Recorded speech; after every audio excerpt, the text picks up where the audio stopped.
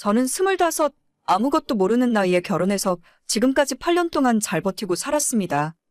결혼 생활이란 게 남들도 다 저 같은 줄로만 알았고 시댁 사람들이 좀 까칠하고 유별나긴 하지만 제가 먼저 다가가서 착하고 살갑게 대하면 다 잘 풀릴 줄로만 알았어요.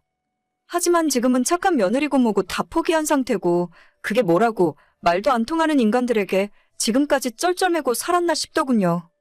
저는 대학 근처도 못 가보고 고등학교 졸업하자마자 작은 중소기업 공장의 경리로 취직했어요. 월급은 최저임금이나 마찬가지였지만 정해진 시간까지만 일하고 제 시간에 퇴근해서 좋더라고요. 친정 상황이 그리 좋은 건 아니라서 제가 버는 월급의 반은 엄마한테 드리고 나머지 반으로 살았어요.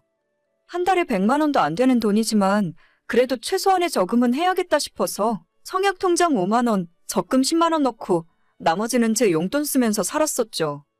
일을 몇 년을 해도 연봉도 거의 안 오르고 돈은 돈대로 못 모으지 나이는 계속 먹어가지 시간이 지날수록 눈앞이 캄캄해지는 기분이더라고요. 그때 거래처에 업무차 자주 만나고 자주 연락하는 남자 대리가 저 좋다고 죽자 살자 매달리고 쫓아다니기 시작했습니다. 저보다 나이가 6살이나 많았기 때문에 첫인상은 별로였는데 반년 넘게 이어지는 애정 공세에 눈 딱 감고 몇 달만 만나보기로 했었죠. 연애할 때도 어찌나 지극정성으로 잘해주던지 출근할 때 우리 집 앞에서 저를 기다리고 차로 태워서 출근시키고 퇴근할 때도 거의 매일 집까지 태워다 주더라고요. 자기랑 결혼하면 이런 힘든 일 안 시키고 평생을 집에서 편히 쉬게 해줄 수 있다면서 뻔한 사탕발림을 해댔습니다. 물론 그쪽 집안이 돈이 많은 것도 아니었고 중소기업의 대리 연봉이 고만고만했기 때문에 그 말이 거짓말인 걸 알고 있었지만 자꾸 들으니 기분이 나쁘진 않았어요. 세상에 어떤 사람이 날 이렇게 아끼고 사랑해주겠나 싶은 마음이 드는 데다 지긋지긋한 우리 친정집에서 벗어나고 싶은 마음에 덜컥 결혼을 결심하게 되었죠. 연애는 2년 정도 했고 제 나이 25, 남편 나이 31에 결혼을 했습니다. 남자 쪽 집안은 시부모 2사람과 저보다 나이 3살 많은 시동생이 하나 있었고 집안 형편은 별로 좋진 않았지만 저희 친정집안 사정이 더하면 더했지 뭐라 문제 삼을 수 없는 상황이라 나만 잘하면 된다는 생각으로 결혼하고 살았습니다. 결혼하기 전에는 시어머니가 집안에 딸이 없어서 저 같은 막내딸을 원했었다고 하시더니 막상 결혼하고 나니까 언제 그런 소리를 했나 싶을 정도로 인격적인 대우를 받기 힘들었어요.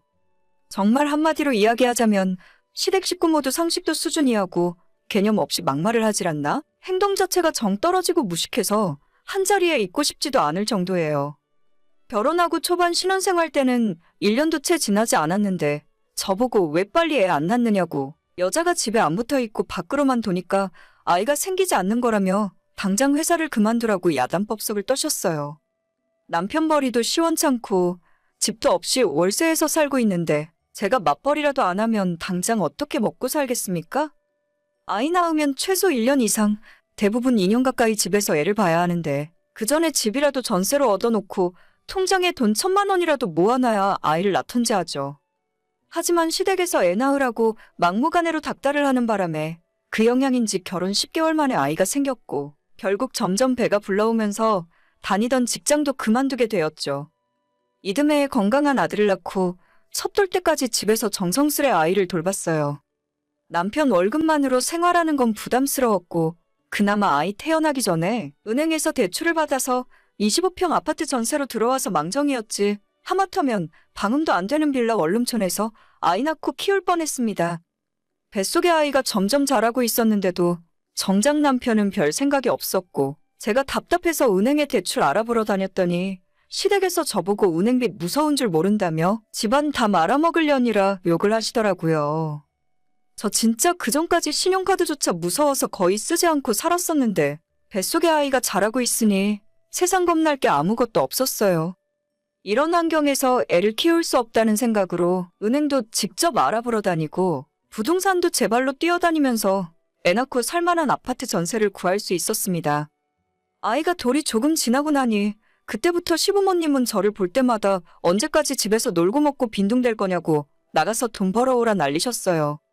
언제는 당장 일을 그만두고 애부터 가지라고 하더니만 아직 아이 혼자 할 수 있는 게 아무것도 없는데 나가서 돈을 벌어오라 하니 그때 또다시 눈앞이 막막하더라고요.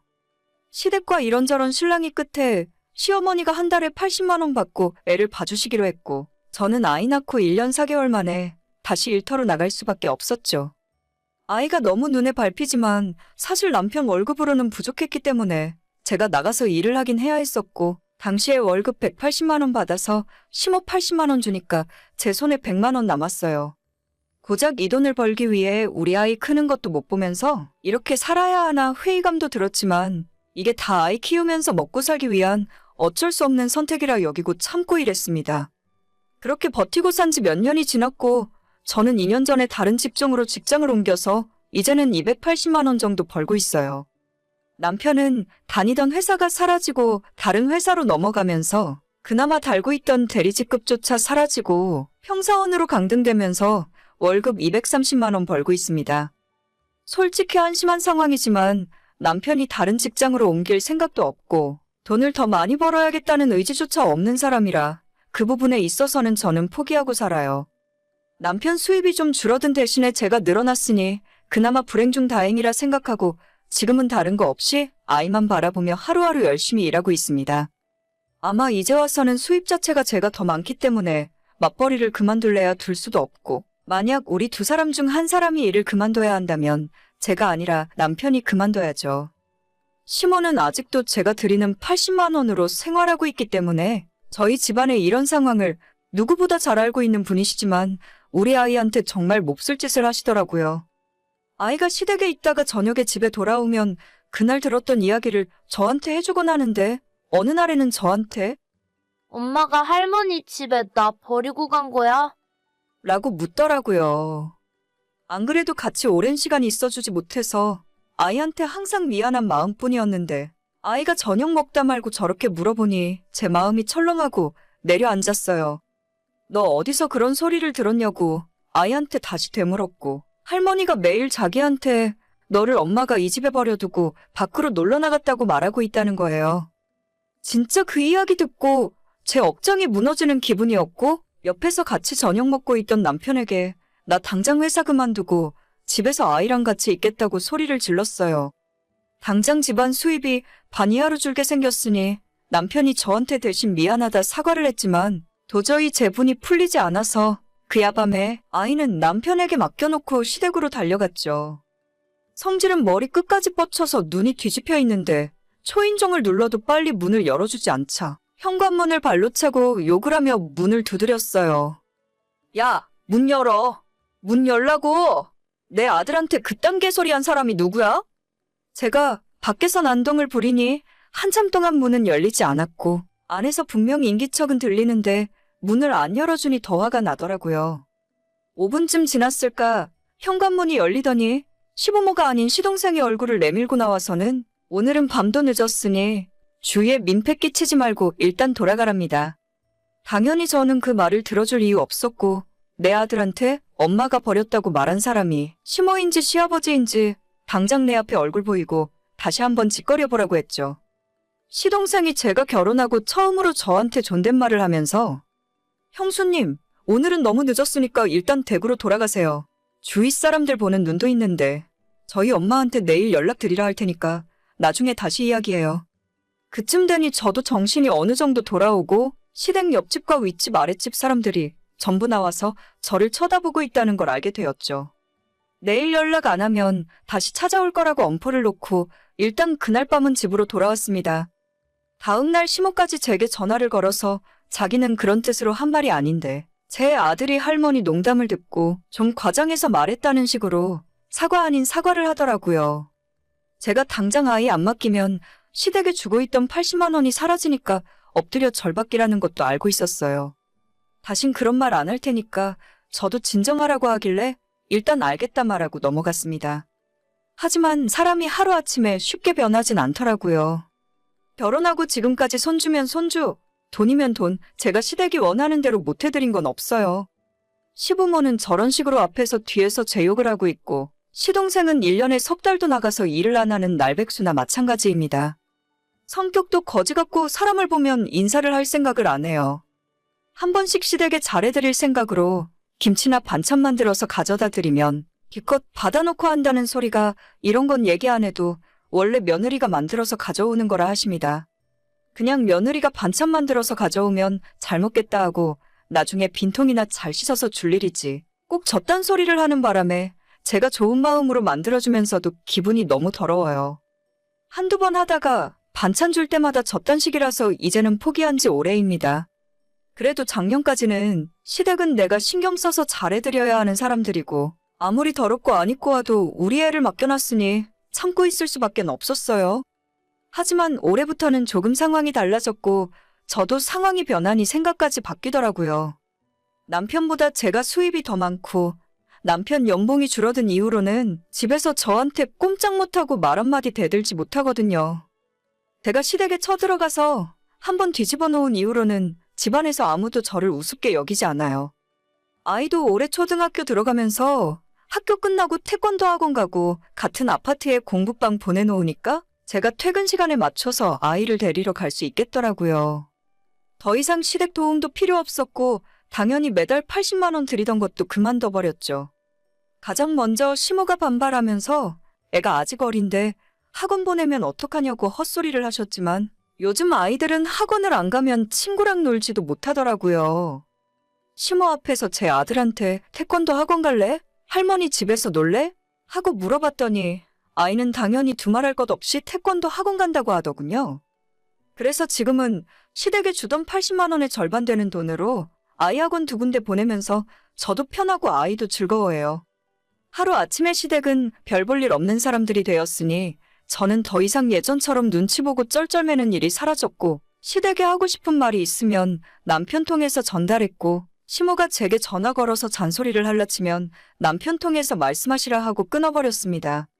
그전에는 주말마다 온 시댁 식구 다 데리고 외식하러 다니며 비위를 맞췄었는데 그런 일은 아예 없어졌고 시댁에서 오라 해도 바쁘다는 핑계로 거절했어요. 이젠 여유 시간도 많이 생겨서 주말엔 아이와 함께 남편과 가까운 곳 여행 다니는데 애도 좋아하고 남편이랑 제 사이도 예전처럼 조금씩 좋아지는 걸 느끼고 있습니다. 그동안 시댁에 사다 바치던 선물들도 다 끊어버리고 시모가 우리 집 현관문 비밀번호를 알고 종종 찾아왔기 때문에 시모 몰래 비밀번호도 바꿔버렸어요. 어찌 보면 너무 막 나가는 게 아닌가 싶기도 한데 내가 그 인간들에게 아쉬울 거 하나 없으니 뭘 어쩌겠나 싶더라고요. 시모가 잔소리하는 카톡을 보내놓으면 답장도 하지 않은 채 읽고 무시해버리고 가끔가다 시댁에 한 번씩 찾아가도 설거지며 음식 준비며 손 하나 까딱 안 하니까 오히려 자기들이 먼저 제 눈치를 보기 시작했어요. 항상 제가 먼저 인사해도 무시하던 시동생이 똑같이 무시해버리고 사람 취급 안 하니까 요즘은 먼저 방문 열고 나와서 형수 오셨냐고 존댓말로 인사합니다. 시댁 식구들이랑 밥을 먹다가도 시아버지가 눈치 없이 헛소리를 시작하면 예전에는 옆에서 똑같이 거들던 시모가 요즘은 입 다물고 밥이나 먹으라면서 아버님 입을 닫게 만들어요. 진짜 인간 본성이 간사하고 웃기구나 싶은 게 제가 먼저 잘하려 노력하고 시댁 식구들에게 잘 보이려 노력할 때는 사람 취급도 안 하다가 이제는 제가 먼저 무시하고 미움받아도 상관없단 식으로 싸가지 없게 행동하니까 며느리 대접해주면서 눈치 보는 게 너무 어이없어요. 결혼하고 지금까지 시댁에서 뭐 하나 받아본 적 없고 앞으로도 아쉬울 거 하나 없는데 제가 그 인간들 눈치를 봐서 뭐 하겠나 싶습니다. 심지어 예전엔 시어머니 편만 들던 남편조차도 요즘은 대세가 저한테 넘어왔다는 걸 눈치챈 건지 어떨 때는 저는 가만히 있는데 남편이 먼저 나서서 시댁 인간들한테 한 소리 하더라고요. 예전에는 시댁 식구들이랑 밥 먹고 오면 절반은 눈칫밥을 먹고 오느라 집에 오면 항상 속이 더부룩하고 자기 전에 소화제를 꼭 먹고 잤어야 했어요. 하지만 이제는 시댁 식구들은 제 눈에 들어오지도 않습니다. 어차피 같이 밥 먹자고 불러도 가기 싫으면 남편만 시댁 보내버리는데 가끔 한 번씩 같이 식사하는 자리가 생기더라도 시부모 눈치 전혀 볼 필요도 없어요. 맛있는 반찬 전부 제 앞에 놓고 다 먹어버리고 제가 밥을 다 먹을 동안 아이는 남편이나 시모가 대신 봐주고 있습니다. 당연히 예전엔 식사 자리에서 제가 아이 밥 먹이려고 쩔쩔매고 있었고 남편을 비롯해서 아무도 저를 도와주지 않았거든요. 고깃집에 가더라도 한 점 주워 먹기도 힘들었는데 요즘에는 남편이 자청해서 자기가 먼저 애 보고 있을 테니 편하게 먹으라고 하는 덕분에 천천히 식사를 할 수 있습니다. 그나마 제가 생각을 바꿔 먹었을 때 남편 태도도 바뀌었으니 망정이지. 아직까지 큰 소리 떵떵 치면서 시댁 편만 들고 있었다면 올해를 못 넘기고 이혼했을 거예요. 제가 하고 싶은 대로 행동하더라도 시댁에서 아무 말 못하는 상황이 되니까 내가 왜 이런 모자란 인간들한테 잘 보이려 했을까? 모든 것이 다 바보처럼 느껴지더라고요.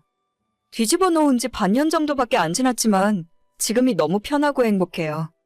아이도 얼마든지 시댁 도움 없이 키울 수 있고 남편도 제가 언제든지 집 나가라고 할까봐 저한테 눈치 보며 잘해줍니다. 사람이 잘해주고 대접해줄 때 그때 알아서 잘했으면 얼마나 좋았을까요? 상황을 꼭 이 지경으로 만들고 제가 소리 지르고 화를 내야 눈치를 보니까 저 인간들이 얼마나 비겁하고 딱한 사람들인지 알만합니다. 앞으로도 얼마든지 저 혼자 살 수 있다 생각하고 시댁에서 또다시 수틀리게 하면 영영 안 보고 살 생각도 하고 있어요. 제가 그 인간들 안 보고 살면 누구 손해겠습니까? 잘해줄 때 했어야지. 이미 버스는 완전 떠나버린 것 같네요. 오늘의 사연은 여기까지입니다. 구독과 좋아요, 알림 설정 부탁드립니다. 다들 행복하시고 좋은 하루 되세요.